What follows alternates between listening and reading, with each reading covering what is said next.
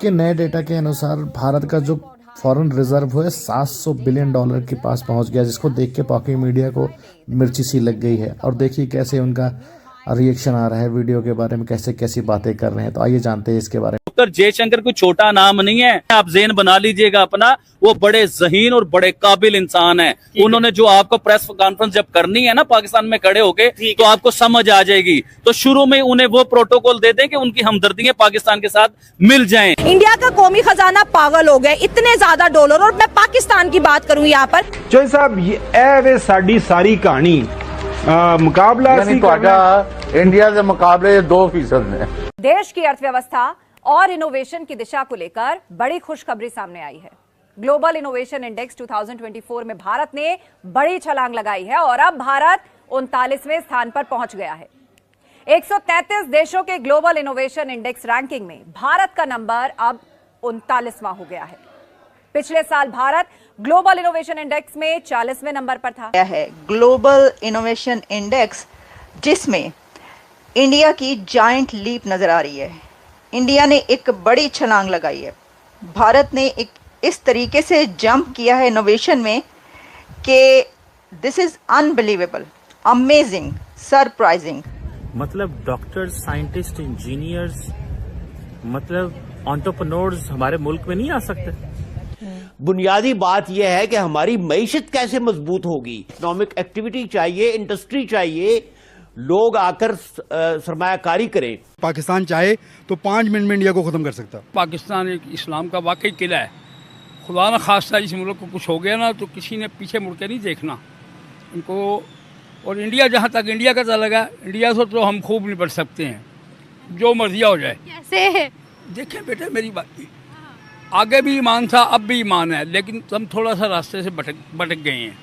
देखें मेरी बात सुने कि मुसलमान ही हमारा साथ नहीं दे रहे। क्यों हम इतने मारे हैं? पाकिस्तान, ये याद रखना चाहिए उन ममालिक, मुसलमान ममालिक को भी, खुदा ना खास्ता उन पर कब कोई ऐसा वक्त ना आ जाए तो उनको हमारी तरफ देखना पड़े। हम क्या करेंगे? हम करेंगे, हम अपनी जान भी दे देंगे। इकोनॉमी में मात दो। हाँ, तो उसमें तो हम दे नहीं सकते, गोला बारूद तो मार सकते हैं ना। अब देखें कि पाकिस्तान 50-60 जो इस्लामी ममालिक हैं उनमें सबसे पावरफुल है। किस लिहाज से? डॉक्टर जयशंकर वो कोई छोटा नाम नहीं है, वो एक क्लास है।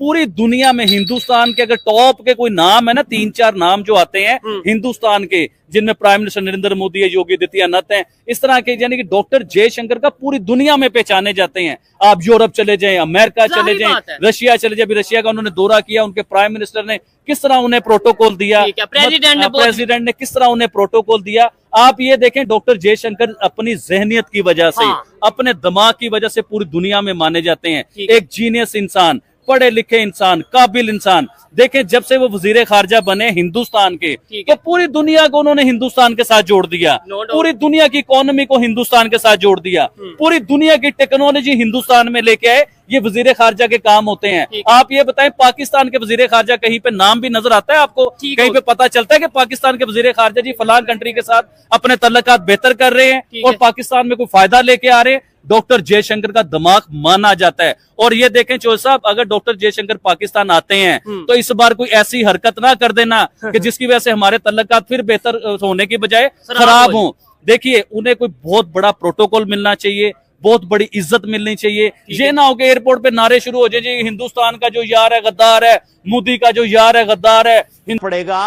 देखिए, इंडिया ने कई साल तक कारों की दरामद पर पाबंदी लगाई, वहां ऊपर जाने के उसके चांसेस हैं, क्योंकि इंडिया में एक तो टैलेंट है और दूसरा ये है कि टैलेंट को जो है वो सामने भी लाया जाता है, टैलेंट को प्रमोट भी किया जाता है।